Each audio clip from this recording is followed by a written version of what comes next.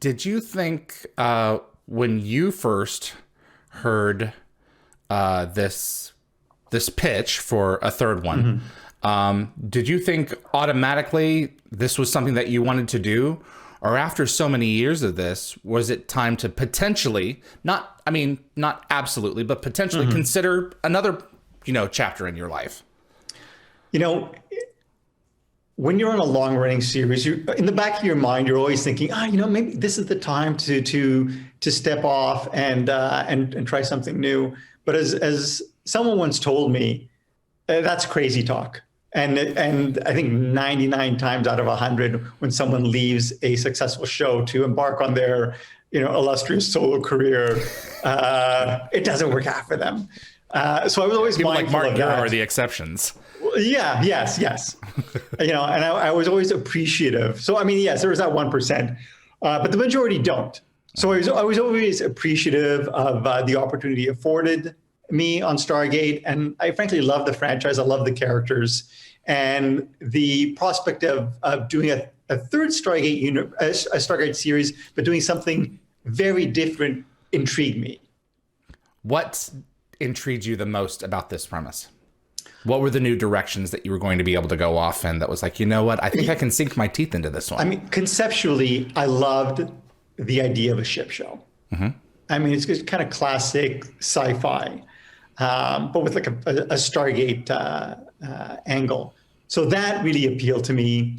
I really loved the kind of the ensemble dynamic. And that's another thing that always appealed to me. And I've always been a big fan of ensemble shows. SG-1 and Atlantis were an ensemble as well, but I guess not to the extent that Universe was.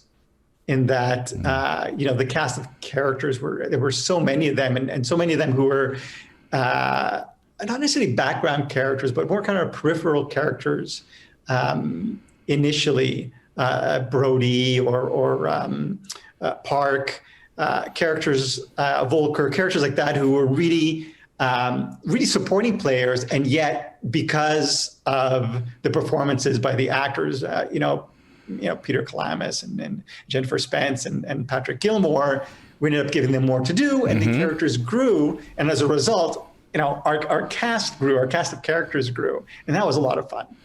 They furthered the plot. Yes. One of my frustrations about Star Trek Discovery is that, Sonequa is great as the lead, but there's her entire bridge crew, would have, in a show like Next Generation, have had episodes, that focused on them, and we never get to meet them because it's not an ensemble show. It is her show, and maybe like 2 or 3 peripheral characters. And in Atlantis, it was Flanagan and Hewlett's show, and I agree. I think that with Universe expanding the palette so that more people had a chance to shine, really lent itself to, I think, further storytelling. Yeah, I agree. And I have to say, originally, Destiny being pitched as a ship show, I wasn't sure if it would work, because if the ship becomes the vehicle, then what's the purpose of the Stargate? But then, as you watch it, the Stargate really takes the place of transporter and shuttlecraft.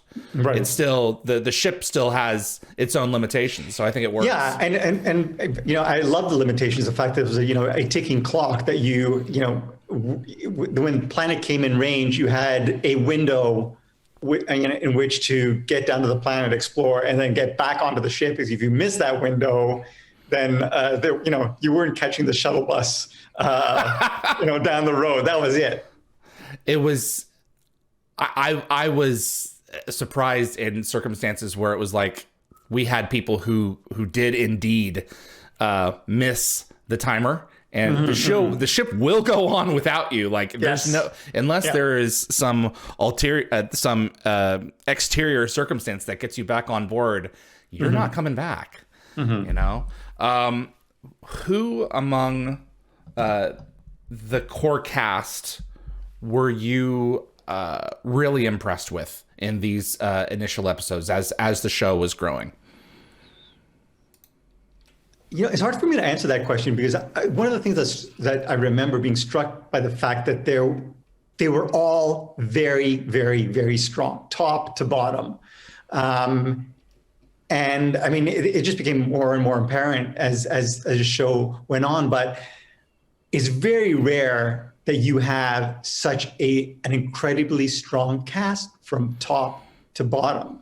I mean, I mean, usually your leads are always great, and then your supporting characters are, you know, can be great, in which case they pop, or sometimes, you know, they're I had to say about adequate, and they just, you know, serve the function. But in this case, I mean, just right across the board, just a really, really, really strong and very deep cast. Yeah, some recede into the background as the show goes along, because some are working better than others just by nature of the material and the actor working together. So I get it. What about bringing in the communication stones once again? Was this always a core component of the show, or was this a few weeks in, you know, oh, you know what, let's go ahead and No, it was always a core component of the show, and Brad and Rob always argued that the reason we use the stones, and I think it's something that they pitched to the network, that the network also liked it as well, is that it opened up the show and allowed them to not only communicate with Earth, but ultimately would get us off the ship. And really getting off the ship is easier said than done, even though the universe budget was healthier than on Atlantis or SG-1. You know, you would eat up a lot of that budget just by virtue of, you know, let's say, you know, being such a huge cast and like the amazing visual effects. You know, the idea is like, you know, SG-1 and Atlantis were always off-world, but you're always visiting these forested planet, and people would, you know, kind of, you know, get on us like, oh, it's always a forested planet. I would always argue that, you know, if they were going to explore a planet, they would more often than not really explore a planet that would be capable of supporting life. And what did Star Trek call them? Class M planets. And so by virtue of that fact, you were more likely to see trees and, you know, vegetation similar to that of Earth. But you're not going to pick plants to eat on desert worlds. Right. To be fair. Right. So I think Rob and Brad were mindful of that. So they wanted to vary the looks of the planets. The problem was that if it was like, you know, if you were going to go off-world a lot of the time, it would just bust your budget. Just because you didn't want to do forest all the time, you would have to create these amazing sets or you know, mats.